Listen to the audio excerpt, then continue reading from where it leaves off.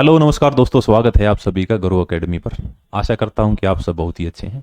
एक बार जल्दी से आज के अपने इस प्यारे से सेशन में जुड़ेंगे। हम लोग आज बातें करेंगे साइंस एंड टेक्नोलॉजी यानी विज्ञान एवं प्रौद्योगिकी के बारे में। कोशिश करेंगे एक ही क्लास के अंदर हम लोग इसे कंप्लीट कर दें। हम लोग आज देखेंगे कि कौन कौन से क्वेश्चन हमें इस सब्जेक्ट से या इन चैप्टर से देखने को मिलते हैं। थोड़ा जवाब आप देंगे, थोड़ा हम देंगे, ठीक है। क्लास कौन सी है तो आप लोग बोलेंगे साइंस एंड टेक्नोलॉजी के लिए। साइंस एंड टेक्नोलॉजी में क्लास नंबर 1 है और एक ही क्लास के अंदर हम इसे कंप्लीट करने का काम करेंगे। तो शुरुआत करेंगे प्रथम क्वेश्चन से। ये रहा हमारा प्रथम क्वेश्चन। जल्दी से आप लोग आंसर देंगे, फिर हम लोग इसके बारे में बात करेंगे। भारतीय अंतरिक्ष अनुसंधान संगठन इसरो की स्थापना कब हुई थी? 4 ऑप्शन दिए गए हैं। 1 अगस्त 1969, 10 अगस्त 1966, 12 अगस्त 1969 और 15 अगस्त 1969। तो आप लोग आंसर देंगे इसरो के बारे में। अगर मैं इसरो की बात करूं तो इसरो का पुराना नाम भी है।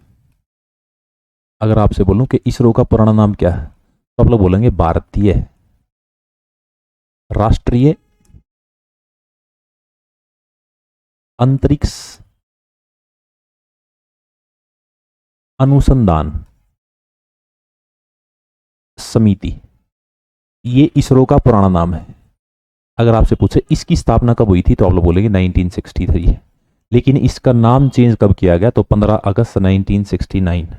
आप इसे किस नाम से जानते हैं तो आप लोग बोलेंगे इसे इसरो के नाम से जानते हैं।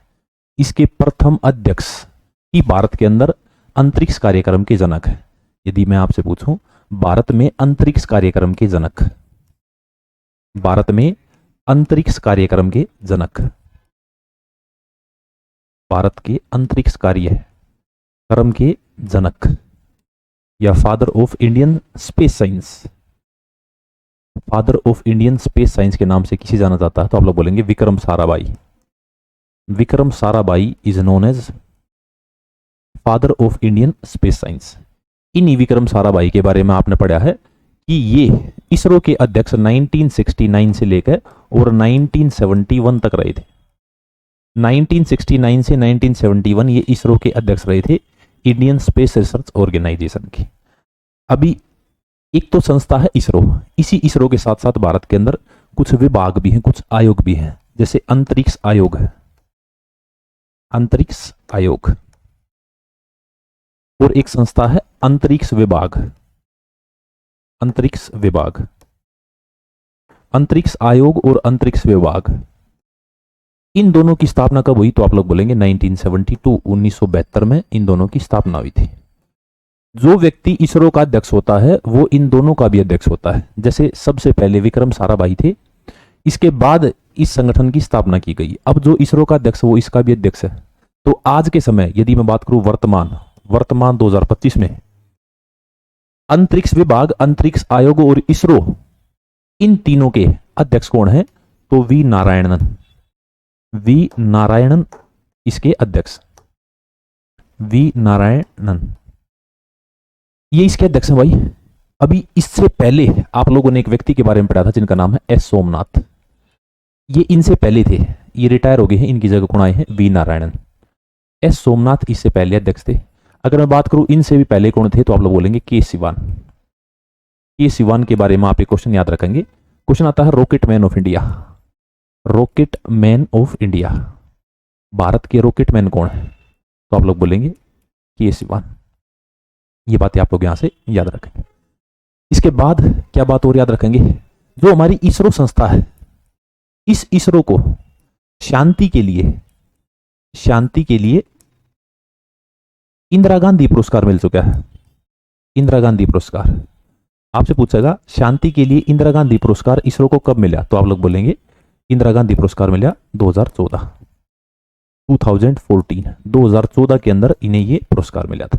इसके बाद एक क्वेश्चन और पूछेगा, इसरो ने वेधशाला का निर्माण कब किया है? इसरो ने अपनी वेधशाला बनाई है, वेधशाला का निर्माण कब किया है तो आप लोग बोलेंगे इसरो ने वेधशाला का निर्माण किया 2015 के अंदर। ये सारे के सारे वे क्वेश्चन हैं जो आपको इसरो से देखने को मिलेंगे। ठीक, आगे बढ़ते हैं नेक्स्ट क्वेश्चन पे। नेक्स्ट क्वेश्चन है विक्रम साराभाई अंतरिक्ष केंद्र डैश में स्थित है? बेंगलुरु, श्रीहरिकोटा, अहमदाबाद या तिरुवनंतपुरम। ठीक है, अगर मैं बात करूं विक्रम साराभाई अंतरिक्ष केंद्र की, एक बात तो याद रखेंगे विक्रम साराभाई की पत्नी के बारे में। इनकी पत्नी का नाम है मृणालिनी साराभाई। आप लोग सभी परिचित हैं मृणालिनी साराभाई, बहुत फेमस डांसर हैं। आप जब शास्त्रीय नृत्य पढ़ते हैं और उनके अंदर आर्ट पर्सनैलिटी पढ़ते हैं तब आपको ये नाम देखने को मिलेगा, मृणालिनी साराभाई। ये विक्रम साराभाई की वाइफ है। अभी पूछा गया विक्रम साराभाई अंतरिक्ष केंद्र डैश में स्थित है, तो आंसर क्या देंगे, तिरुवनंतपुरम। तिरुवनंतपुरम विक्रम साराभाई अंतरिक्ष केंद्र यहां स्थित है। इससे पहले से किस नाम से जाना जाता था? जो विक्रम साराभाई स्पेस सेंटर है इसको पहले किस नाम से जाना जाता था? तो आप लोग बोलेंगे थुम्बा, थुम्बा अंतरिक्ष केंद्र, थुम्बा अंतरिक्ष केंद्र के नाम से जाना जाता था। लेकिन अब क्या कर दिया हमने, इसका नाम चेंज कर दिया। 1963 में इसे थुम्बा अंतरिक्ष केंद्र बोला जाता था। ठीक है, अभी हम लोगों ने क्या किया, हम अंतरिक्ष में क्या करते हैं, या तो किसी व्यक्ति को भेजते हैं या अपनी सैटेलाइट को भेजते हैं। लेकिन अंतरिक्ष में जाने वाला पहला देश पूछेगा आपसे, अंतरिक्ष में जाने वाला पहला देश, तो आप लोग क्या आंसर देंगे? अंतरिक्ष में जाने वाला पहला देश, तो आप लोग आंसर देंगे यूएसएसआर, यानी यूनाइटेड सोवियत सोशलिस्ट रिपब्लिक। आज इसे आप लोग रशिया के नाम से जानते हैं। ये पहला देश है जो कहां पहुंचा, अंतरिक्ष में पहुंचा। इसी ने अपना प्रथम उपग्रह भी भेजा था। प्रथम उपग्रह जो अंतरिक्ष में गया वो भी किसका है, यूएसएसआर का। इसका नाम क्या था? तो आप लोग बोलेंगे स्पुतनिक। स्पुतनिक प्रथम उपग्रह था जो कहां गया था, अंतरिक्ष में गया था।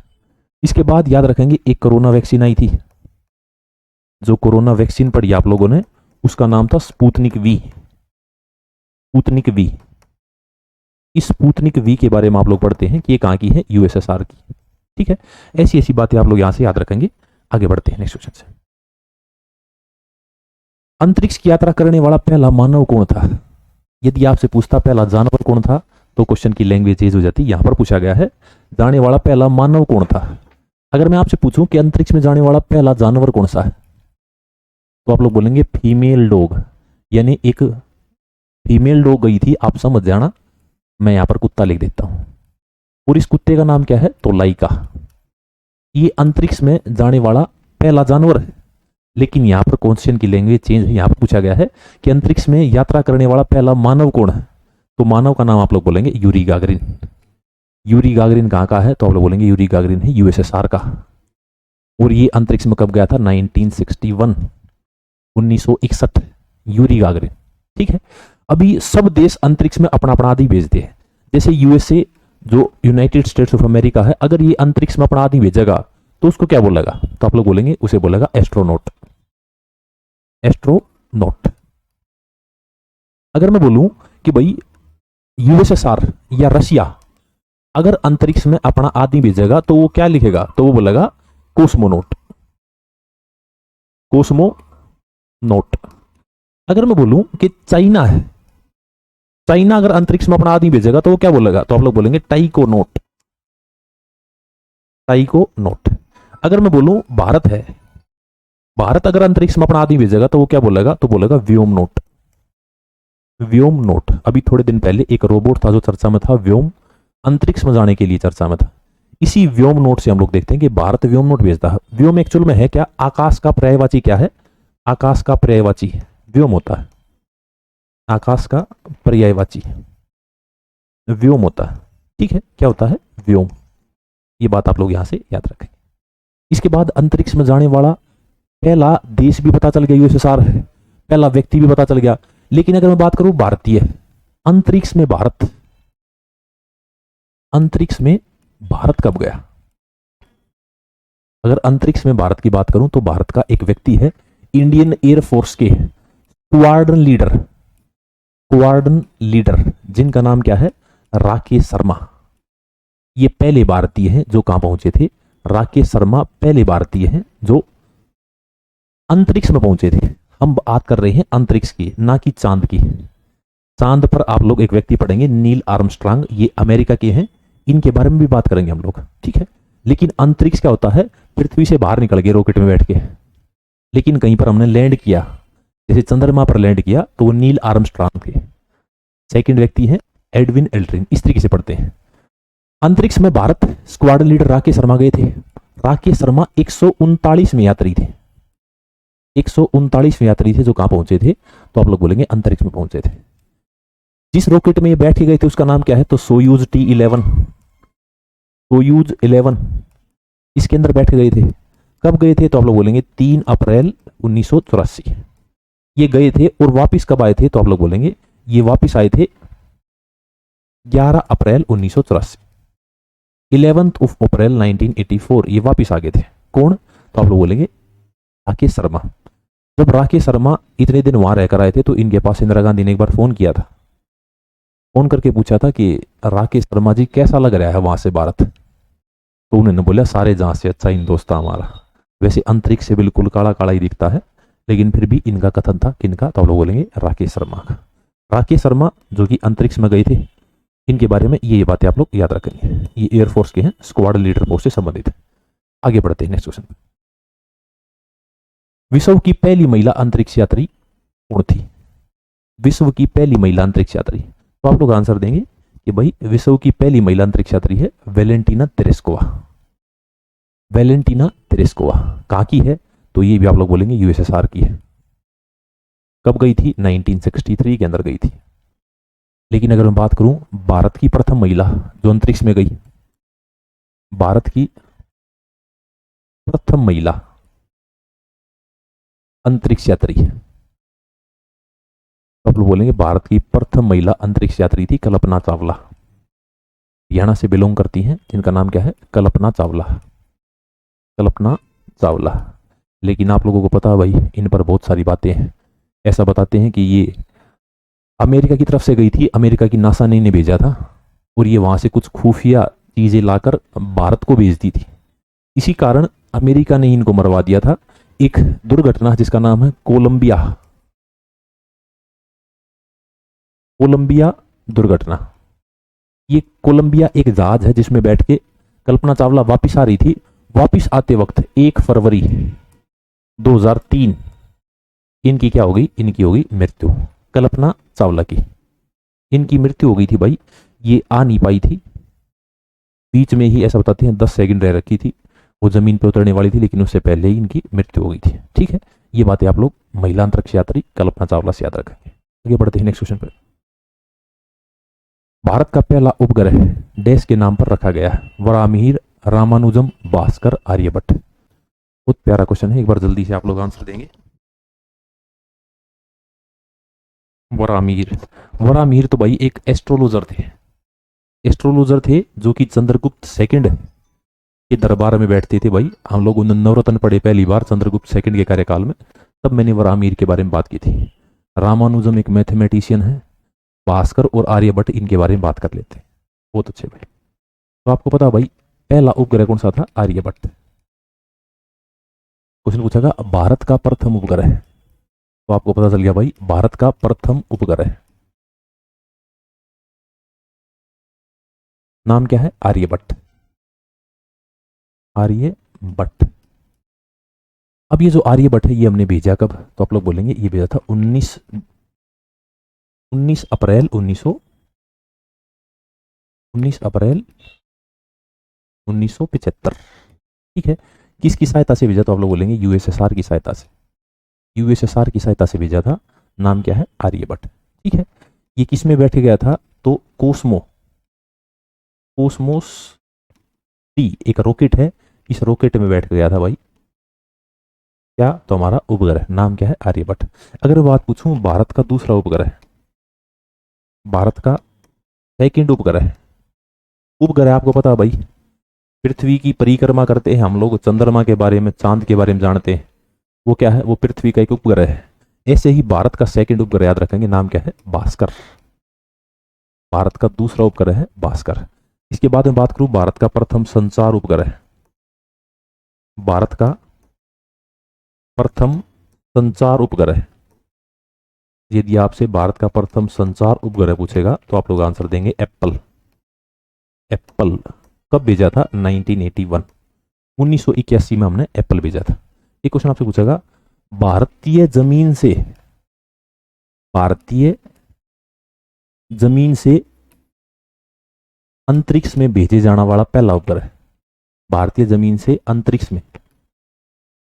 अंतरिक्ष में भेजा जाने वाला पहला उपग्रह, आप लोग बोलेंगे भेजा जाने वाला पहला उपग्रह था या प्रथम उपग्रह, जिसका नाम क्या था भाई, तो आप लोग बोलेंगे ये हमने भेजा था Sriharikota.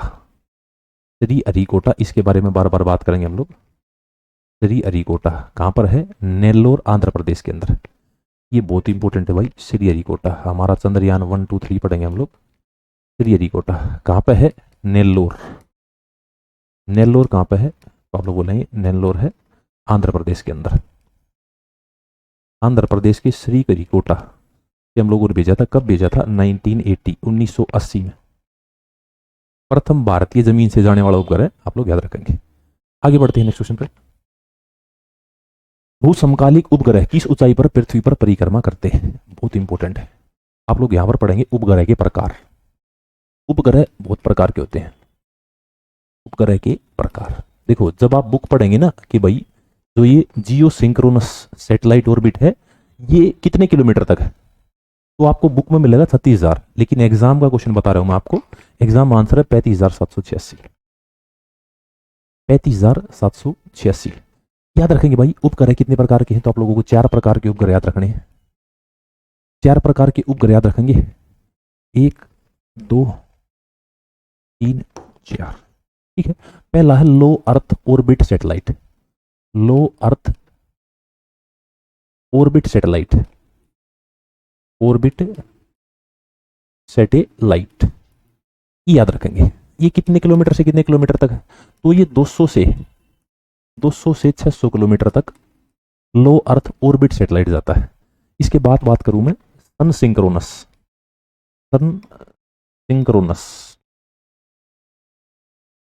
Orbit satellite. Orbit satellite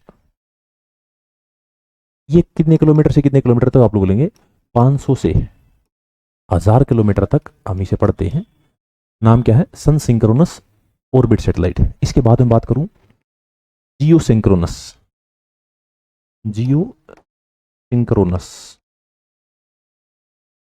orbit satellite. तो आप लोग ऑर्बिट सैटेलाइट के बारे में बताएंगे कि भाई ये जो सैटेलाइट है ये 35,786 किलोमीटर तक देखने को मिलती है। एक बात याद रखेंगे, इसका परिक्रमण काल पूछ लेता है। इसका परिक्रमण काल है वो कितना है, तो आप लोग बोलेंगे इसका परिक्रमण काल है 24 घंटे, 24 आवर्स।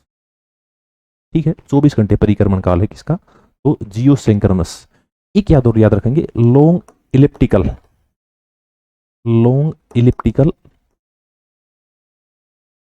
मलोनी ऑर्बिट सैटेलाइट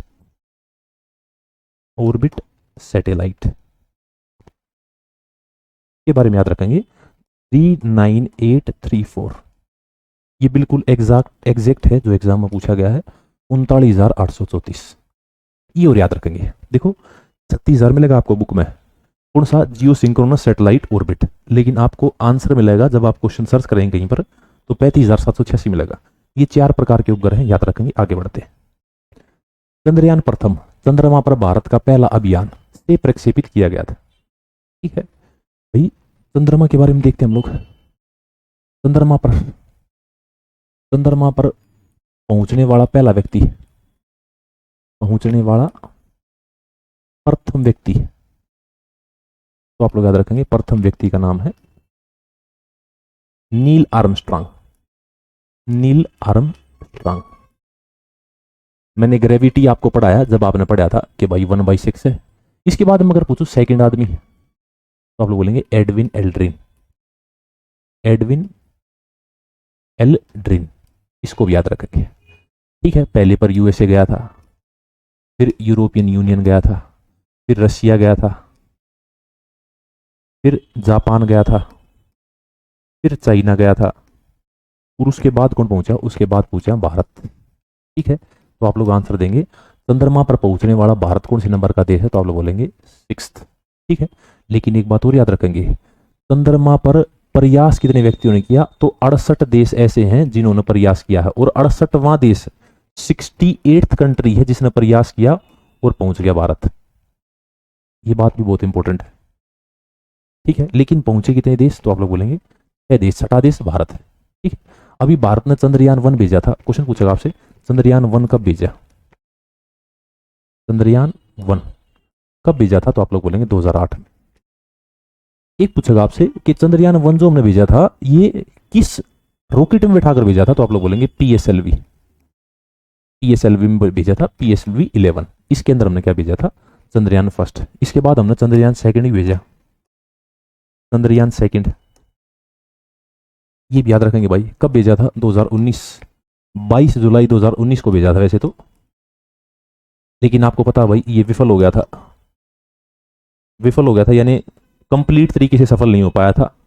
इसी कारण एक व्यक्ति के सिवान, उनकी आंखों में आंसू थे, ठीक है। इसके बाद एक चंद्रयान 3 याद रखेंगे, चंद्रयान 3 ये भेजा हम लोगों ने एस सोमनाथ की अध्यक्षता में। जो चंद्रयान 3 भेजा था ये कब भेजा, तो 2023 में हमने चंद्रयान 3 भेजा था। और ये सारे के सारे कहां से भेजे हमने, तो आप लोग बोलेंगे अच्छा चंद्रयान 2 से एक क्वेश्चन और आता है कि किस रॉकेट में बिठाकर भेजा था, तो GSLV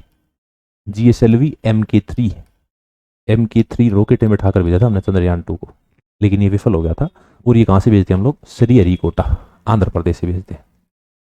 ये बातें आप लोग याद रखेंगे। आगे बढ़ते हैं, मंगलयान को किस देश से लॉन्च किया गया था, मंगलयान को किस देश से लॉन्च किया गया था, बहुत इंपॉर्टेंट क्वेश्चन है भाई, मंगलयान से, ठीक है। अभी बात करूं मंगलयान, प्रथम प्रयास में मंगल पर पहुंचने वाला पहला देश, मंगल पर पहुंचने वाला प्रथम देश, तो आप लोग क्या आंसर देंगे, तो आप लोग देंगे भारत। हालांकि हमसे पहले रशिया और अमेरिका जा चुके हैं, यूरोपियन यूनियन भी जा चुका है, लेकिन हम लोग देखते हैं कि भाई प्रथम प्रयास में कौन पहुंचा, भारत। आप लोगों ने एक फिल्म देखी होगी, फिल्म का नाम है MOM, अक्षय कुमार की फिल्म है, मार्स ऑर्बिट मिशन।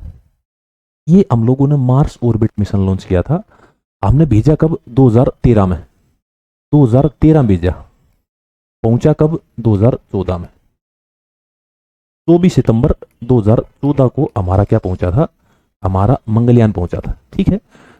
PSLV-C23 के माध्यम से, PSLV-C23 के माध्यम से हम लोगों ने इसे लॉन्च किया था। और ये प्रथम प्रयास में मंगल पर पहुंचने वाला, हम ही ने बताया था सबको कि भाई मंगल पर पानी मौजूद है, जल मौजूद है। किसने बताया था, हमने बताया था, क्योंकि हमको ऐसा लगा कि कहीं पर लहरें जा रखी थी और जमीन लहरों की वजह से थोड़ी ऊंची नीची हो गई थी, ठीक है। मंगलयान को किस केंद्र से लॉन्च किया गया, तो आप लोग बोलेंगे सतीश धवन स्पेस सेंटर श्रीहरिकोटा, श्रीहरिकोटा नेल्लोर आंध्र प्रदेश के अंदर है, ठीक है। आगे बढ़ते हैं नेक्स्ट क्वेश्चन पे। निसार इसरो का डैश संयुक्त प्रोजेक्ट है, निसार भाई ये बहुत इंपॉर्टेंट है। एक तो बात याद रखेंगे निसार के बारे में, नासा और इसरो इन दोनों का ज्वाइंट वेंचर है निसार, ठीक है। ये हर 12वें दिन पृथ्वी को स्कैन करेगा, पृथ्वी को स्कैन करने का काम कौन करेगा, तो आप लोग बोलेंगे स्कैन करेगा निसार, ठीक है। अभी निसार के बारे में पूछ लिया भाई, निसार इसरो तथा किसका संयुक्त वेंचर है, तो आप लोग बोलेंगे निसार नासा और इसरो का संयुक्त वेंचर है। इस नासा के बारे में एक बात याद रखेंगे, नेशनल एरोस्पेस स्पेस एडमिनिस्ट्रेशन, ये नासा यूएसए का है। इसी नासा के बारे में आप लोग याद रखेंगे, ये बृहस्पति पर अपने क्या भेजता है, बृहस्पति पर अपने मिशन भेजता है। इस बृहस्पति पर इसने जो मिशन भेजा उसका क्या नाम है, तो आप लोग बोलेंगे जूनो। जूनो पूछ लिया था, जूनो किस ग्रह पर भेजा जाने वाला एक मिशन है, तो जूनो बृहस्पति पर। जैसे भारत है, भारत सूर्य पर अपना मिशन भेजेगा जिसका ना क्या नाम है, तो आप लोग बोलेंगे आदित्य L1, आदित्य L1। ये भारत का सूर्य के लिए मिशन है। अच्छा, भारत मानव युक्त मिशन भेजेगा पहला, भारत का प्रथम अंतरिक्ष में मानव युक्त मिशन, तो पूछेगा कि भाई उसका नाम क्या है, तो आप लोग बोलेंगे गगनयान। गगनयान हम लोग भेजेंगे यूएसएसआर की हेल्प ले रहे हैं हम लोग, गगनयान। ये बातें आप लोग याद रखेंगे। अभी जब भी किसी को अंतरिक्ष में जाना है तो किसके माध्यम से जाएगा, तो जाएगा सैटेलाइट, सॉरी, जब अंतरिक्ष में हम लोग कोई भी उपग्रह भेजते हैं तो किसके माध्यम से जाते हैं, रॉकेट के माध्यम से। ठीक है, अभी रॉकेट के बहुत सारे प्रकार हैं। जैसे हम लोग रॉकेट जो भेजते हैं उसको बोलते हैं SLV, यानी satellite launch vehicle, satellite launch vehicle, satellite launch vehicle बोलते हैं। ठीक है, हमारे पास बहुत सारे सैटेलाइट लॉन्च व्हीकल हैं, उनके बारे में देख लेते हैं हम लोग कौन कौन से हैं। तो सबसे पहले आप लोग याद रखेंगे SSLV, SSLV इसका मतलब क्या है, स्मॉल सैटेलाइट लॉन्च व्हीकल है। एक है ASLV, ए मतलब ऑगमेटेड, ऑगमेटेड सैटेलाइट लॉन्च व्हीकल, ये एक याद रखेंगे। इसके बाद ये दूसरा याद रखेंगे। इसके बाद तीसरा है PSLV, यानी पोलर सैटेलाइट लॉन्च व्हीकल। एक तीसरा याद रखेंगे हमारा सबसे बड़ा, चौथा सबसे बड़ा है, नाम क्या है, तो आप लोग बोलेंगे GSLV, GSLV यानी जियो सिंक्रोनस या जियो स्टेशनरी, जियो सिंक्रोनस सैटेलाइट लॉन्च व्हीकल, इसके बारे में याद रखेंगे। ये चार याद रखेंगे भाई, एक स्मॉल सैटेलाइट लॉन्च व्हीकल, एक ऑगमेटेड सैटेलाइट लॉन्च व्हीकल, एक पोलर सैटेलाइट लॉन्च व्हीकल, एक जियो सिंक्रोनस सैटेलाइट लॉन्च व्हीकल। इनके माध्यम से हम लोग अंतरिक्ष में अपनी चीजों को भेजते हैं। अभी ये क्या है, ये वेट के आधार पर डिसाइड है। जैसे अगर मैं बात करूं GSLV, तो ये 4000 किलो तक के, 4000 प्लस kg का कोई भी चीज है और हमें अंतरिक्ष में भेजनी है तो हम इसका प्रयोग करते हैं। अगर पोलर सैटेलाइट लॉन्च व्हीकल की बात करूं तो 1500 किलोग्राम से ऊपर, ये क्या है, ये 500 से 1000 तक, 500 से 1000 किलो तक का अगर हमें भेजना है तो वो ऑगमेटेड से है। अगर मैं SSLV की बात करूं तो ये 200 से 500 तक का जब हमें भेजना है, तो इस तरीके से कैटेगराइज किया गया है किसको, सैटेलाइट लॉन्च व्हीकलों को। ये बातें आप लोग याद रखेंगे। आगे बढ़ते हैं नेक्स्ट क्वेश्चन। भाभा परमाणु अनुसंधान केंद्र की स्थापना किस वर्ष की गई थी? एक व्यक्ति का नाम आपको पता होना बहुत जरूरी है। व्यक्ति का नाम है होमी जहांगीर भाभा, होमी जहांगीर भाभा, बहुत इंपॉर्टेंट आदमी भाई। आप लोगों ने लाल बहादुर शास्त्री को पढ़ा है। लाल बहादुर शास्त्री की मृत्यु के बारे में ऐसा बताते हैं, पता ही नहीं कैसे मरे। वैसे हम लोग पढ़ते हैं ताशकंद के अंदर 1966 में उनकी मृत्यु हुई थी। ऐसे ही इनकी मृत्यु राज है, पता नहीं कैसे मरे थे। लेकिन क्वेश्चन आता है, भारत में परमाणु कार्यक्रम के जनक, भारत में परमाणु कार्यक्रम के जनक, तो आप लोग नाम क्या देंगे, होमी जहांगीर भाभा। इनको हम लोग 1909 से लेकर और 1966 तक पढ़ते हैं। बहुत बड़े साइंटिस्ट हैं जिनका नाम क्या है, होमी जहांगीर भाभा। यदि मैं बात करूं भारत में परमाणु आयोग, परमाणु आयोग, ठीक है, एक परमाणु आयोग है और एक परमाणु विभाग है, परमाणु विभाग, ये दो संस्थाएं हैं भारत के अंदर। परमाणु आयोग की अगर मैं बात करूं तो स्थापना होगी थी 1948, लेकिन अगर परमाणु विभाग की बात करूं तो 1954। आयोग पहले बना दिया था, विभाग बाद में बनाया गया था। और इसी परमाणु विभाग को आप लोग भाभा परमाणु अनुसंधान केंद्र के नाम से जानते हैं, जिसकी स्थापना कब हुई थी, 1954। ठीक है, 1954 में। परमाणु के बारे में आप लोग पढ़ चुके हैं भाई, मैंने आपको एटम पढ़ाया था। एटम के अंदर इलेक्ट्रॉन, प्रोटॉन, न्यूट्रॉन पढ़े आप लोगों ने साइंस में, कंप्लीट साइंस कर चुके हैं। अभी हम लोग साइंस एंड टेक में केवल परमाणु बम्बों के बारे में बात करेंगे कि भाई देखो, अभी जो परमाणु है, ये परमाणु एक रॉकेट के द्वारा ले जाए जाते हैं। एक रॉकेट में बिठाकर परमाणु को भेजा जाता है। हम लोग रॉकेट की बात करेंगे, कौन कौन सी रॉकेट है, कौन कौन सी मिसाइल है। आगे बढ़ते। व्यापक परीक्षण प्रतिबंध संधि CTBT निम्नलिखित में से किस पर प्रतिबंध से संबंधित है? बहुत इंपॉर्टेंट है भाई, CTBT को देखेंगे हम लोग।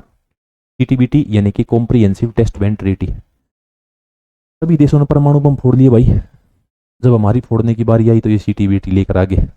ठीक है, पूछा गया है ये क्या भाई CTBT, तो ban on certain organisation under UN law, ban on money laundering, ban on nuclear test for developing arsenals, ban on terrorism. तो आप लोग बोलेंगे कि CTBT का संबंध है भाई परमाणु से। ठीक है, परमाणु की जो चीजें हैं, परमाणु बम का परीक्षण करते हैं आप लोग, उस प्रतिबंध लगाने से CTBT का संबंध है। CTBT है, हम लोग इसके मेंबर नहीं है। ये कब आई थी, तो आप लोग बोलेंगे 1998 के अंदर आई थी। और जब ये आई थी तो इसे याद रखेंगे, इसमें 71 कंट्रीज ने हस्ताक्षर किए थे। 71 कंट्रीज थी जिन्होंने हस्ताक्षर किए, हमने नहीं किए। ठीक है, इस पर CTBT पर हमने तो परमाणु बम फोड़े थे।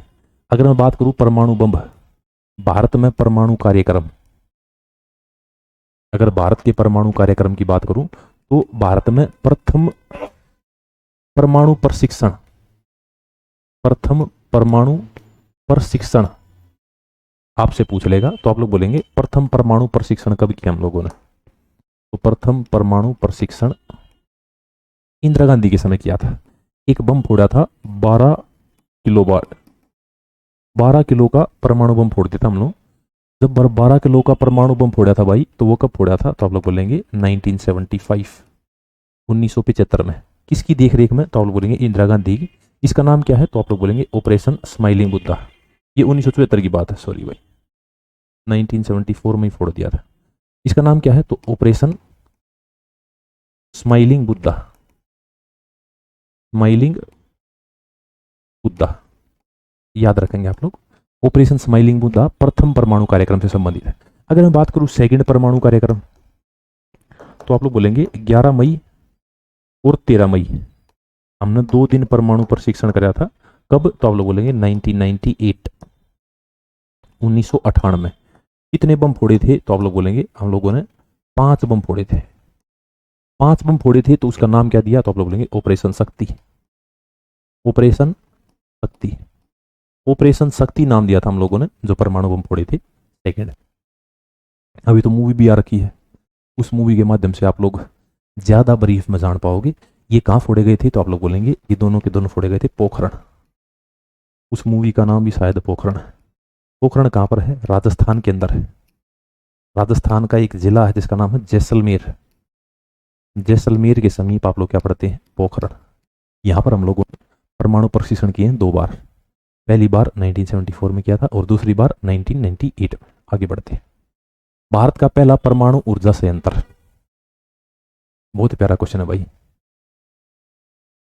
इस पर बहुत बड़ी कहानी भी है, हम लोग कभी डिस्कस कर लेंगे। इंदिरा गांधी कैसे अमेरिका गई थी और अमेरिका को जाकर बोला कि सर हमें परमाणु से बिजली बनानी है, हमारे देश को आगे बढ़ाना है, आप अपनी इक्विपमेंट लेकर हमारे देश में आ जाओ, मैं आपको पैसे दे दूंगी, इतना पैसा लगेगा और मेरी जनता आपको बिजली का पैसा देगी। तो अमेरिका सोचे यार पागल है, सामान के ही पैसे दे रही है, जनता से ही पैसा दिलवा रही है। वो यहाँ पर आकर तारापुर महाराष्ट्र के अंदर एक जगह है, उन्होंने प्रथम परमाणु बिजली घर बना दिया और बिजली बेचने लग गए। लेकिन इंदिरा गांधी ने सारे साइंटिस्ट में भर्ती कर दिए। ये घटना है 1972 की। और ये सारे के सारे साइंटिस्ट देखिए के आगे कि भाई कैसे बम फोड़ा जाता है, और इन्होंने आकर ने बम बनाकर बम फोड़ दिया था। बहुत बड़ी कहानी है। पहला परमाणु ऊर्जा संयंत्र याद रखेंगे भाई तारापुर है। तारापुर कहाँ पर है? महाराष्ट्र के अंदर है।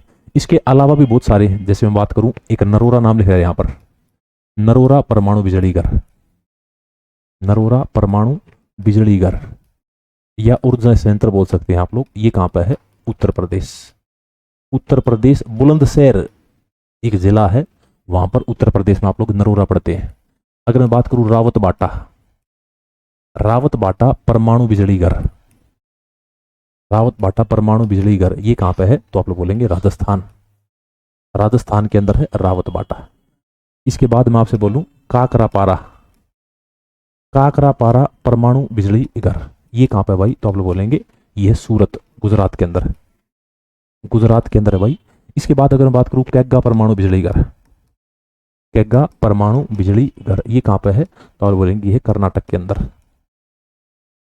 इसके बाद अगर मैं बात करूं कलपक्कम, कलपक्कम परमाणु बिजली घर ये कहां पे है? तो आप लोग बोलेंगे कलपक्कम परमाणु बिजली घर है तमिलनाडु के अंदर, तमिलनाडु। एक आपसे पूछेगा कुडनकुलम, कुडनकुलम, कुडनकुलम परमाणु बिजली घर ये कहां पे है? तो इसका भी आंसर आप लोग देंगे तमिलनाडु के अंदर। ये भारत के अंदर परमाणु बिजली घर, ठीक है। इनके बारे में याद रखेंगे, इनका स्थान। आगे बढ़ते हैं नेक्स्ट क्वेश्चन पे। नेक्स्ट क्वेश्चन हमारा क्या कहता है? निम्नलिखित में से डीआरडीओ द्वारा विकसित एक मल्टी बैरल रॉकेट सिस्टम कौन सा है? डीआरडीओ, डीआरडीओ का पूरा नाम पता भाई? Defence research development organisation. अभी डीआरडीओ के बारे में याद रखेंगे क्या क्या बातें। एक तो पूछा गया कि भाई मल्टी बैरल रॉकेट सिस्टम क्या है, तो आप लोग बोलेंगे पिनाका। पिनाका क्या है? Multi barrel rocket system. DRDO Bharat के लिए क्या करती है भाई? डीआरडीओ भारत की सुरक्षा के लिए मिसाइलों का निर्माण करती है। इसकी स्थापना कब हुई है? 1958। इसका हेडक्वार्टर कहाँ पे है? तो आप लोग बोलेंगे न्यू दिल्ली के अंदर है। इसका मोटो क्या है? मोटो पूछ लिया एक बार एग्जाम में, डीआरडीओ का मोटो क्या है? तो आप लोग बोलेंगे बलस्य मूलम विज्ञानम। बलस्य मूलम विज्ञानम, ये किसका मोटो है? तो आप लोग बोलेंगे डीआरडीओ का है। डीआरडीओ भारत के लिए वेपन्स बनाती है। जब वेपन्स बनाती है तो एक संस्था याद रखेंगे, इंटीग्रेटेड गाइडेड मिसाइल प्रोग्राम। इसकी शुरुआत भारत के अंदर कब हुई? आप लोग बोलेंगे इसकी शुरुआत भारत के अंदर हुई थी 1983 में, 1983 में। 1983 में हमने एक प्रोग्राम स्टार्ट कर दिया मिसाइल बनाने का। अभी मिसाइल बनाने के लिए भारत में एक जगह बहुत फेमस है जिसका नाम है चांदीपुर। चांदीपुर कहाँ पे है? तो आप लोग बोलेंगे चांदीपुर है उड़ीसा के अंदर। एक और द्वीप है, रॉकेट के लिए फेमस है और मिसाइल के लिए भी, मिसाइल सिस्टम के लिए बहुत फेमस है। उसका नाम क्या है? तो आप लोग बोलेंगे व्हीलर द्वीप। व्हीलर द्वीप, इस पर तो बहुत अच्छी कहानी बताते हैं। व्हीलर द्वीप भी उड़ीसा के अंदर है। इसका नाम अब चेंज कर दिया है। नाम क्या कर दिया है? एपीजे अब्दुल कलाम द्वीप। एपीजे अब्दुल कलाम द्वीप, इसका नाम कर दिया है। तो आप लोग बोलेंगे व्हीलर द्वीप का। एक बार अटल बिहारी वाजपेयी और एपीजे अब्दुल कलाम जी दोनों के दोनों उड़ीसा के सीएम हैं। नवीन पटनायक के पिताजी बीजू पटनायक, उनके पास गए थे। बीजू पटनायक को बोला सर एक द्वीप चाहिए है, मिसाइल बनाएंगे। तो उन्होंने बोला द्वीप 2 दे दूंगा, लेकिन मिसाइल ऐसी होनी चाहिए जो चाइना के अंदर से घुसे और पार निकल जाए। तो वही उन्होंने ये द्वीप दिया था, व्हीलर द्वीप। हमें क्या बनाने के लिए? तो मिसाइल सिस्टम बनाने के लिए। एक हमने पढ़ा रॉकेट मैन ऑफ इंडिया के सिवान, एक आप लोग पढ़ेंगे missile man of India. Missile man of India, missile man of India, इसको भी याद रखेंगे। इनका नाम भी क्या भाई? तो आप लोग याद रखेंगे एपीजे अब्दुल कलाम, अब्दुल पाकिर जैनुल आबदीन अब्दुल कलाम, एपीजे अब्दुल कलाम, इनको भी याद रखेंगे। ठीक है, ये बातें आपके एग्जाम के पॉइंट ऑफ व्यू से इंपॉर्टेंट है। अभी 2 शब्द और देखने को मिलेंगे आपको। एक तो क्रूज मिसाइल, क्रूज मिसाइल ऐसी बनती है, और एक बनती है बैलिस्टिक मिसाइल, सुनने को मिलता है बैलिस्टिक, इंटरकॉन्टिनेंटल बैलिस्टिक मिसाइल, इस तरीके से आपको सुनने को मिलता है। अगर मैं क्रूज मिसाइल की बात करूं तो ये छोटे हथियार लेकर जाने में सक्षम है, छोटे वेपन्स, जैसे 10 किलो का 20 किलो का परमाणु बम लेके जाना हो। इसके अंदर जेट इंजन का प्रयोग किया जाता है, जेट इंजन का प्रयोग किया जाता है। लेकिन अगर मैं बात करूं बैलिस्टिक मिसाइल की, तो ये भारी हथियार ले जाने में सक्षम है।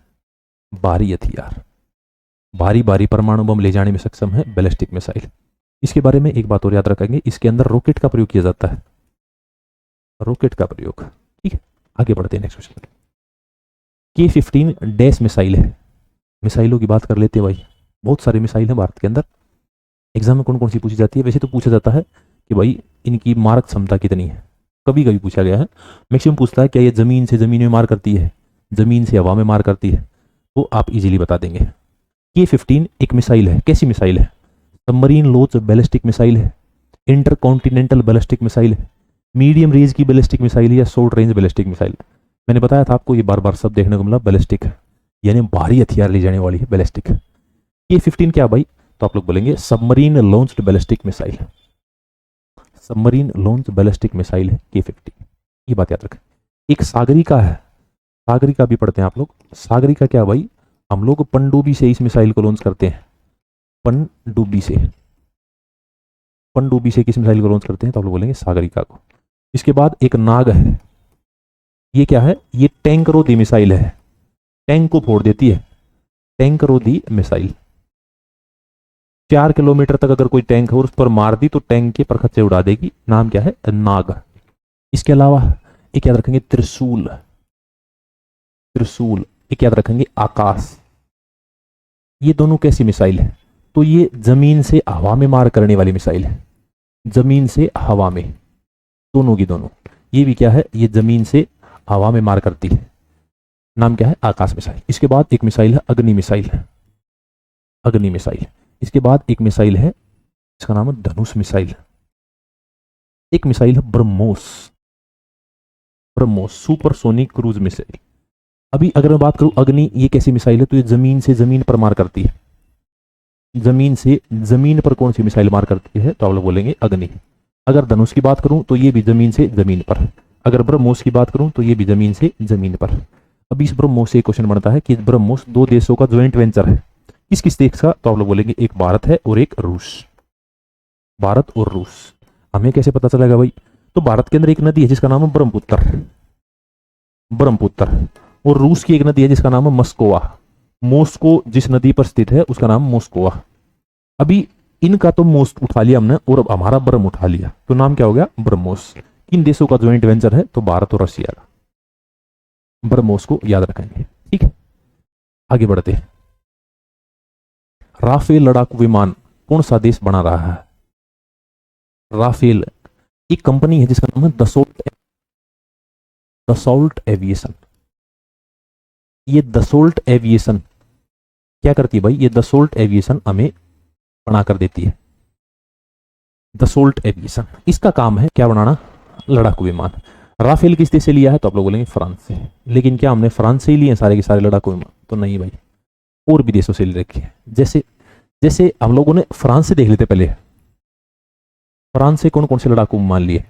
तो एक तो याद हो गया आपको राफेल, एक याद रखेंगे जगुआर, जगुआर, ठीक है। एक याद रखेंगे मिराज।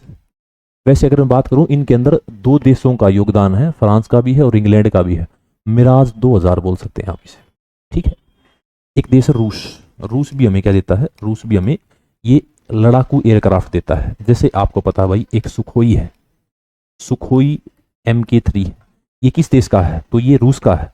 अगर मैं बात करूं मिग 21 या मिग 29, मिग 21 की बात कर लो, इसको क्या बोलते हैं? इसको बोलते हैं उड़ता हुआ ताबूत, उड़ता हुआ ताबूत। ये कहीं पर भी क्रैश हो जाता, बहुत पुराना हो गया। एक्चुअल में ये कैसे बना? रसिया के एक राष्ट्र प्रधानमंत्री थे, रूस के एक प्रधानमंत्री थे जिनका नाम था मिखाइल गुर्बाचो, मिखाइल गुर्बाचो, मिखाइल गुर्बाचो। तो इनकी हिंदी होगी MG। तो मिखाइल गुर्बाचो MIG इन्हीं के नाम से उठा रखा है। चाहे मिग 21 की बात करो, मिग 29 की बात कर लो, किसी भी की बात कर लो, ये कहां से है? रसिया से, ठीक है। हमने कहां से लिए है? रसिया से लिए। आगे बढ़ते हैं अगले क्वेश्चन पे। C-130J सुपर हरक्यूलिस दुनिया का सबसे उन्नत एयर लिफ्टर है जिसका उपयोग भारतीय वायुसेना द्वारा किया जा रहा है। ये एयर लिफ्टर द्वारा बनाए जाते हैं। बहुत इंपॉर्टेंट है भाई। ये क्या है? एक transport aircraft, transport aircraft, transport aircraft यानी एक सामान को किसी एक स्थान से दूसरे स्थान पर लेके जाते हैं। जैसे एग्जांपल आप मान लो चिनूक, चिनूक तो सभी ने सुन रखा होगा। चिनूक हम लोगों ने किसे लिया है? USA से। ये जो चिनूक है ये ट्रांसपोर्ट एयरक्राफ्ट है, लड़ने वाला नहीं है। आपको मैं इसका साइज भी बना कर दिखाता हूँ। कुछ कुछ ऐसा है, ऐसा है। यहाँ पर इसके पहिए है, मान लो इस पर दो पंखड़ियां लगी हुई है। एक तो पंखड़ी यहाँ पर लगी हुई है, एक पंखड़ी यहाँ पर लगी हुई है। ये चिनूक है। कहाँ से लिया हमने? USA से लिया है। एक हरक्यूलिस विमान है, ये भी कहाँ से लिया है? वैसे हम लोगों ने ट्रांसपोर्ट के सारे आप यहीं से पढ़ते हो भाई, USA से। ट्रांसपोर्ट के जो विमान लेते हैं हम लोग वो USA से लेते हैं। एग्जाम्पल और देख लो, जैसे ग्लोब मास्टर है, ग्लोब मास्टर। ये ग्लोब मास्टर भी किस देश का है? तो आप लोग बोलेंगे USA का, ठीक है। एक बोइंग है, बोइंग, बोइंग भी किस देश का है? तो USA का है। बोइंग का तो अभी हम लोग जहाज भी ले रही थी एयर इंडिया, वे सारे के सारे किस देश के हैं? तो आप लोग बोलेंगे वे सारे के सारे USA के हैं। आगे बढ़ते हैं। वह देश जिसने भारत को अपाचे AH-64 हेलीकॉप्टर की आपूर्ति की, अपाचे हेलीकॉप्टर की आपूर्ति किस देश ने की है? तो आप बोलेंगे अमेरिका है, रूस है, फ्रांस है या उत्तर कोरिया है। तो हम लोग याद रखेंगे भाई अपाचे हम लोगों ने अमेरिका से लिया है। अपाचे AH-64E ये हम लोगों ने कहां से लिया है? अमेरिका से। ये क्या है? ये फाइटर एयरक्राफ्ट, हेलीकॉप्टर है, fighter helicopter, fighter helicopter. Fighter helicopter पढ़ते हैं हम लोग, इसी फाइटर हेलीकॉप्टर में और क्या याद रख सकते हैं, और आप लोग याद रखो भाई, एक तेजस विमान है, ये विमान है भाई, इस तेजस के बारे में याद रखेंगे भाई। तेजस के बारे में मैं पढ़ाऊंगा आपको, ये लाइट हेलीकॉप्टर है, इसके बारे में बात करेंगे हम लोग बाद में, इसके बारे में बात करेंगे। अभी देख लेते हैं हम लोग, एक तो याद रखना चीता। चीता क्या है, ये ट्रांसपोर्ट का भाई,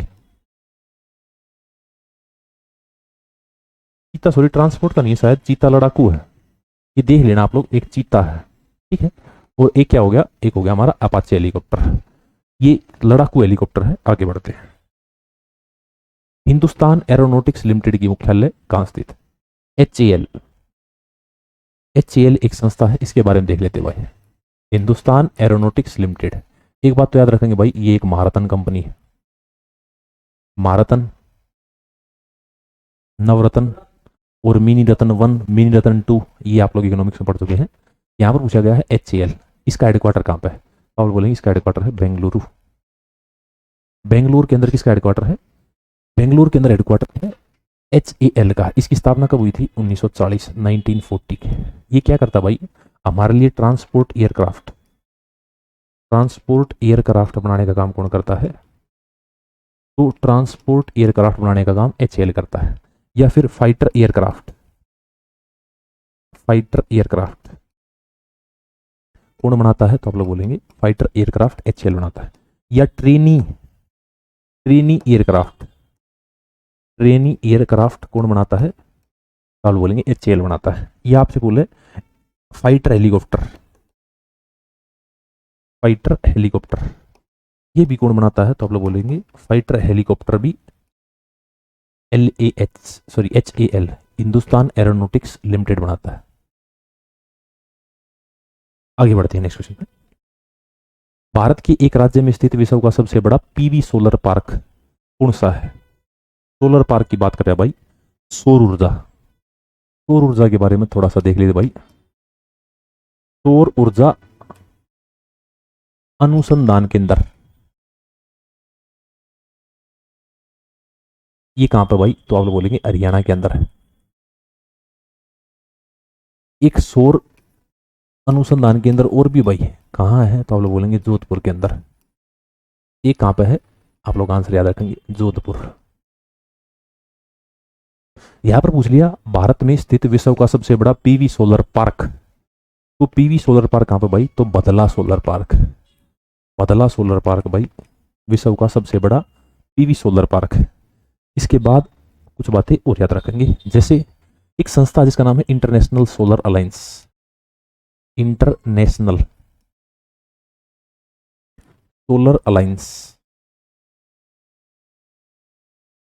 ये याद रखनी भाई। इसकी स्थापना, ये फाउंडेड कहां पर गई थी? तो पेरिस के अंदर है। लेकिन आपसे पूछेगा इसका हेडक्वार्टर कहां पर है? हेडक्वार्टर आप लोग याद रखेंगे गुरुग्राम कहां पर है? हरियाणा के अंदर। इसकी स्थापना कब हुई? तो आप बोलेंगे 2015। इसके वर्तमान अध्यक्ष कौन है? वर्तमान याद रखना भाई, या 2025 के अंदर कौन है? तो आप लोग बोलेंगे वर्तमान अध्यक्ष है आशीष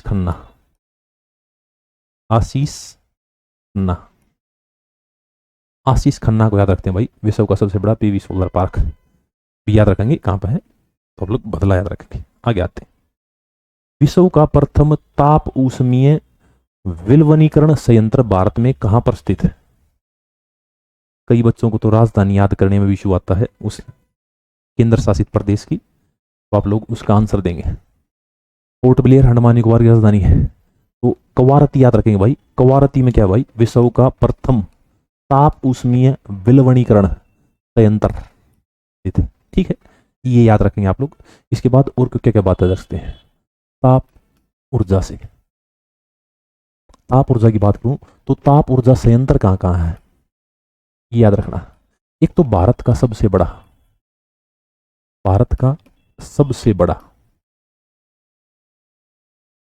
ताप ऊर्जा संयंत्र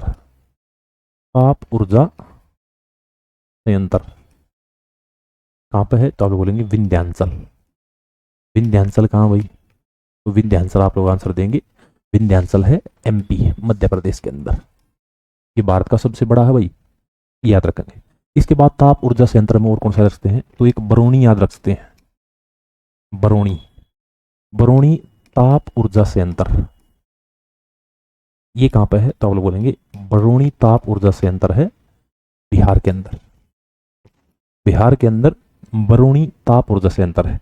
एक याद रखेंगे तालचेर, तालचेर ताप ऊर्जा संयंत्र, ये कहाँ पे है, तो आप लोग बोलेंगे उड़ीसा के अंदर। ये जो विंध्याचल है ये विश्व का 9 सबसे 8 सबसे बड़ा था अब तक, लेकिन अब 9th हो गया है। 9 सबसे बड़ा कौन सा है, विंध्याचल, मध्य प्रदेश के अंदर है। और ऐसे ऐसे बहुत सारे हैं भाई, ऐसे ऐसे हर जगह, जैसे एक नवेली है, नवेली ताप ऊर्जा संयंत्र, आपको पता है भाई ये कहाँ पर है, तमिलनाडु के अंदर है।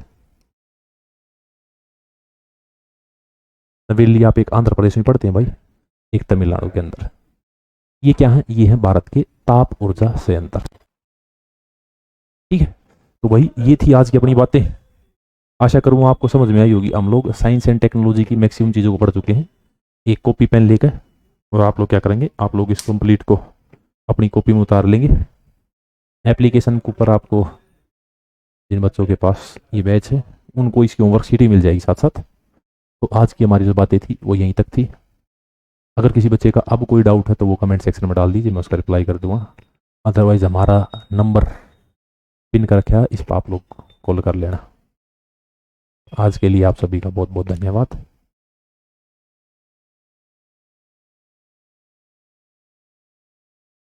नाइस क्लास, थैंक यू भाई। तब ये क्लास बंद मत कर, ठीक है विशु? बिल्कुल भाई रणजीत, बिल्कुल है।